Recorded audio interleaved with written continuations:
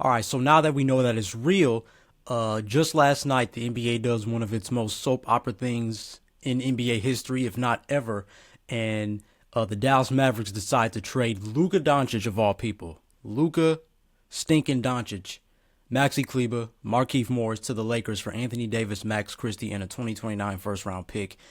And what the heck is going on? What the heck just happened? I was scrolling last night, laying in bed, and I was seconds away from like, all right, let's roll over and go to sleep. I see Slam magazine post. Where were you when you found out? And it was a picture of Luka Doncic and LeBron James. And I pay no mind to it. I'm kind of like, what does that even mean? And I just one more scroll, and lo and behold, I get the Bleacher Report post that says traded, and it's the picture of Luka and Anthony Davis, and I'm like, no way, right? I was with everybody else. I go on Twitter, and we all can't believe it, and then Shams even tweets it, and then replies to his own tweet and says it's real. Then I think it was Bobby Marks who was like, yeah, this is real, and that's when my mind was like, yo, this is a legit thing, and obviously today, it is official. Now, of course, while so many of us who love this game and are fans of this league or commentators of this league or whatever it is are getting our thoughts out today, obviously, I'm giving you mine today. And honestly, like I say on Hip to the Games, if you follow me on there, like, my platform is very structured and things of that nature. I like to plan out my thoughts before I say things. But right now, like, all this is off the dome. This is a straight reaction just of what's happened over the last like 12 hours or so. And, I feel like the thing that keeps coming to mind to me about this trade and what Nico Harrison, GM, general manager of the Dallas Mavericks, did, that I feel like people aren't saying enough, is that this is all about Anthony Davis in a lot of respects. For Nico Harrison, he wanted Anthony Davis. I mean, he's made it clear. The quote came out where he's saying, I value defense. I believe defense wins championships. Anthony Davis is an all-time All-NBA defender. That's who I want on my team. And so, I'm seeing a lot of people like, oh, shout out Rob Pelinka or the Lakers strike again. The Lakers didn't do nothing, really, if you think about it. Like, I'm one of those people. I felt like Rob Pelinka got a lot of hate. A lot of it was unnecessary. A lot of it, I understand, as Laker fans, you want to bring the best out, right? The Lakers organization demands excellence. And if the front office, the players, whoever it is, aren't bringing that excellence, you're going to call them out about that. I respect that part. But this man also helped y'all get a championship. So, for me, I don't say that as a diss to him. But my thing is, all he had to do was say yes. All right, Rob Pelinka was in his Marshall Ambrosius Flowetry bag. All he had to do was say yes to this trade. He didn't do nothing. This, to me, is more about Nico Harrison wanting Anthony Davis, because there's so many people even now who are saying, well, if Luka Doncic was available, why didn't they try to work with other teams? Why didn't they try to work with teams like OKC, who have a boatload of picks, teams like the Cavs, all these teams? But my thing is, it shows you where Nico Harrison's mind was at. As wild as it sounds, as crazy as it is, as baffling as it is, this shows you just how much he wanted Anthony Davis. Because my first thought was, okay, it's not a problem that you want Anthony Davis of the Los Angeles Lakers, but the fact that you didn't just sit and say, you know what, I'll give you Kyrie for Anthony Davis. What you think about that? Maybe Rob would work something out for you. But the fact that you said, I want Anthony Davis, here's Luka Doncic, that to me is something I just can't wrap my head around. And like I said, for me, it's like, if you're Rob Pelinka, I think there is that point where you genuinely have to consider where you're at as a team, right? Like, okay, Anthony Davis, he gives us great defense. He is our defensive anchor. Him and LeBron, like, this thing has worked. Obviously, we haven't gotten to the status of a championship the last few years, and things have been shaky, but like, we are close, right? We are close. There's just maybe some extra moves that need to be made, but at the same time, you don't pass up a chance to get Luka Doncic. If Nico Harrison is telling you, I will give you Luka Doncic, but I want Anthony Davis, I'm going to give you Luka Doncic. As long as I get AD, I'm good. So I want AD so bad, I'm going to give you Luka Doncic. And if you're Rob Pelinka, you take that 10 times out of 10, because Luka Doncic, not only is he 25 years old with Hall of Fame numbers already, right? But he is then going to lead your franchise in the years post LeBron, right? So you think about all that, and it's like, well, shoot, this is a penny from, or not even a penny from heaven. This is like $1 million from heaven right now. Jesus himself is giving me a blessing on this fine February 1st / February 2nd, 2025. This is the blessing of dreams right now. I'm going to take, heck yeah, I'm getting Luka Doncic. Are you crazy? So, and I think if we look at this from like the Mavericks point of view, maybe right now, at this very second, as of 12:44 at the time of me recording this Central Time, it looks good for the Mavericks in the sense that Anthony Davis is allowed to play the power forward position like he wants to do, even having multiple centers in Derek Lively, Daniel Gafford, having pieces still like PJ Washington, Klay Thompson, as of now, Kyrie Irving. Like the Mavericks right now, they look good. And right now, the Lakers, they obviously you anticipate that they're going to make a move for a center this coming trade deadline. But right now, I know you're not about to let LeBron James at 40 years old play center again. Can he do it? Sure. Is that ideal? Not really. That's where you question, like, okay, Rob, like, what is this going to look like? You better be on the phones doing some more stuff, trying to get a center, trying to fill out this roster with more 3-and-D guys, because now you have literally LeBron James, and now you have somebody with the LeBron effect in Luka Doncic on the same team. And that, again, to me, I have no doubts that LeBron and Luka are going to be able to coexist. But to me, it's players like Austin Reeves, right, who has really blossomed this year, as a ball handler this season and making decisions. He's had games with triple doubles, things of that nature. With somebody like Luka Doncic and then already having somebody like LeBron James, how does that affect Austin Reeves? That's my thing. And Nico Harrison, he's probably right in the sense that, hey, right now, this gives my Dallas team a chance to do something. But it's like, bro, you had Luka Doncic. You have Luka Doncic. Doncic, man, like, he just got you to the finals and you just throw that away. This is what I meant in my other YouTube video when I talked about the Mike Brown thing. The impulse of the NBA is at a all-time high. I don't know what made Nico Harrison look around and say, I need to give up Luka Doncic. I want Anthony Davis. I don't have to trade Kyrie. No, don't trade Kyrie. Don't include PJ Washington in the package. Don't include, even if I have to give up Klay Thompson, don't include Derek Lively. No, I'm going to go to the cornerstone of my franchise. The player that all these fans in this arena comes for. I'm going to trade him for Anthony Davis. It doesn't sound right. It doesn't sound right. And the thing that is just making my butt itch about all this is that allegedly the headlines that are coming out of this is that they were so concerned, and I'm not even going to say they. He, Nico Harrison, okay, not Mark Cuban, because I feel like Mark Cuban is out here flipping tables. Dirk Nowitzki is out here shocked, right? Like, Nico Harrison looked at this team and said, you know what? Luka's a little out of shape. Luka's almost 270 pounds, allegedly.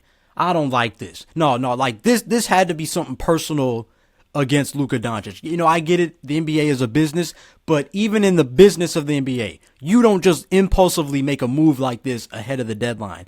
And to me, you got people saying, they probably didn't want to give Luka the Supermax, which opened this door for him to maybe explore other options. No. To me, I don't think any of this is in no way is this similar to De'Aaron Fox. Is this anything about money, in my opinion? This, to me, is something that Nico Harrison was sitting on for the last few months and said, you know what? I'm going to make this move. Because like I said, you cannot tell me everybody in the Dallas Mavericks organization agreed with this trade. You cannot tell me that even Mark Cuban said, you know what, Nico, I trust you. Do what you got to do. This is one man who is in charge of that Dallas Mavericks roster who decided to trade their franchise player to the Los Angeles Lakers. That's why none of this makes sense. Like I said, everybody's trying to make sense of this trade, and you cannot make sense of this trade. It is one of those things that will not make sense. No matter how we try to decipher it, no matter what think pieces come out today in the next few days, no matter what people like me or whoever, top of the top creators and commentators and analysts say about it, no matter what we say, whether we are just the regular fan at the barbershop or the person on ESPN, CBS, whoever, you cannot make sense of a trade like this. And I think, to what I said earlier, we are just not simply talking about the fact that there are inconsistencies in what Nico Harrison is saying. Because you don't just trade a guy because he's fat. You don't trade a guy because he's overweight. You don't trade a guy because he's doesn't seem like he's in the best condition. The brother can still average 39 and 9 and get you to the NBA Finals, which you just had a shot at, brother. So why are you really, tell us why you're really trading Luka Doncic. How about that? Get in front of this microphone, and when you get that press conference with Anthony Davis, how about you say it with your chest and really talk about why you traded Luka Doncic? Because it couldn't have just been because he wasn't conditioned, because he wasn't conditioned before and you got to the finals. It couldn't have been the lack of defense you felt like he was bringing to the table, because you have other defenders. You have a Daniel Gafford who improved his shot blocking last year and has continued being a solid rim protector this year. It's Derek Lively, who is also an interior presence. Right? PJ Washington, I felt like last season, especially in the come playoff time, showed tremendous on-ball defense ability. And I caught Kenny Beecham's video on this trade earlier, and I know he mentioned that the Mavericks were like 7th in defense or something like that. Like, so clearly you had a good defensive team. Right? Well, I'm not catching what you spilling, Nico Harrison. I'm not catching what you spilling. You're saying it's all these issues, but your team's success has shown otherwise. Sure, him and Kyrie struggle with injuries. Sure, Luka Doncic gets a nagging injury there, here and there, but he can put the team on your back, and he's shown it countless times in the regular season and the playoffs. And you trade him. You wanted Anthony Davis that bad that you traded Luka Doncic. Like I said, I don't advocate for nobody really getting traded, but obviously when you look at it in the sense that you wanted Anthony Davis, you could have threw out Kyrie and had a Kyrie LeBron reunion. That would have been much more tolerable for us as NBA fans, right? That would have been much more digestible for us. But the fact that you did you threw a haymaker and traded Luka Doncic, something ain't right. Something ain't right. Something ain't right. And so now I really am anxious to see what the Mavericks are going to do, because again, the Nico Harrison said, "Oh, we want to win now and the future." You just had the future, buddy. You just had the future. You just had the win now and the future. Because you had Luka Doncic, you would have got a free agent. Say Kyrie, maybe down the line he gets older, doesn't really want to stay there or whatever, or the team changes, however that is. As long as you have Luka, he's one of those players. As long as you have Luka Doncic, somebody's going to want to play with him. Especially after y'all made the finals last year. Somebody's going to want to play with Luka Doncic. You were set for the future. Luka Doncic is 25 years old. Still playing absolutely crazy basketball. So you trade him for Anthony Davis, who, again, somebody who's playing great basketball, but also struggles with injuries. Like Luka Doncic, like Kyrie Irving even. Somebody who is around the same age as Kyrie Irving, so they're pretty much going to fade out together. So sure, you might be able to win now. Who's to say it's going to guarantee a championship, but sure, you might stay around where you already are in the standings. But as far as the future, what are you trying to do? Because you just gave it up. And in turn, help the Lakers. Right? So again, if I'm flipping back to LA, that's why Rob Pelinka says yes to this trade. Okay, we're losing a defensive anchor in Anthony Davis, but shoot, we're getting Luka Doncic. Let's bring him on board. So that way we can be in a great position now, right? Obviously, there are Laker fans everywhere, but the interest of going to Laker games, watching Laker games is going to increase already. Being able to not just have some wins now, but now you can look at the next 10 years even and be like, we got Luka Doncic, right? And how blessed the Lakers are to have these stars, right? They draft Magic Johnson. They get Kareem Abdul-Jabbar. You know what I mean? They have these guys. You draft Kobe, right? And he turns out to be this all-time great. You sign Shaq, right? And obviously, once Kobe gets drafted, they become a great duo. Of years down the line, you get LeBron James signs with you, and then now you were presented an opportunity to get Luka Doncic. Again, I don't want to take anything from what Rob Pelinka does, but again, I got to call it like I see it. He didn't do anything. And I'm not saying his job is easy or anything like that, but let's just be real. Nico Harrison gave them Luka Doncic. You take that. Every time, you take that. So when you look at the Lakers now, they can get some 3-and-D guys. They're probably going to get a big man. They might still go after a guy like Nick Claxton and try to figure it out this season. But moving forward, at the end of the day, now you got Luka Doncic, who is always going to get you 29, 9, and 9, at least. That's going to set up your future. You're going to be able to draft around him. You're going to sign free agents around him. Free agents are going to want to express their interest to coming to you, not just because you're the Lakers, but now because you have a straight up face of the league type superstar in Luka Doncic. The Lakers are always going to do their thing when they have a face of the league type of player as the face of their franchise. They are always going to do something. So if we're talking like who won the trade,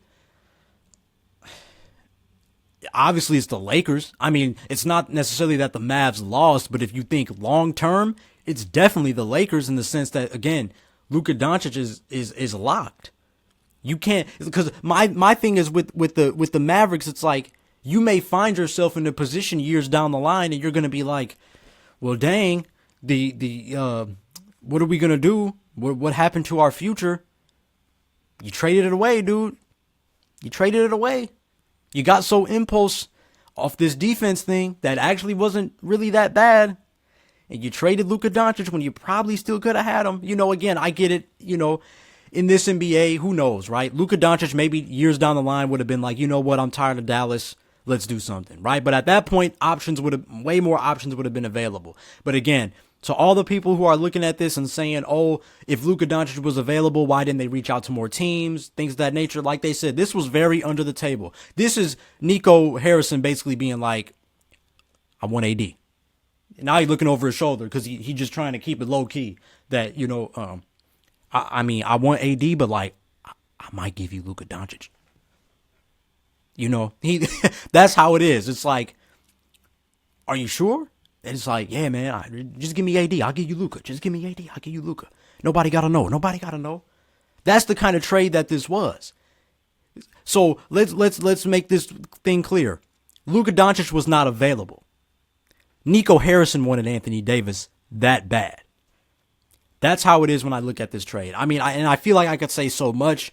I mean, like I said, I'm curious to know how this affects Austin Reeves.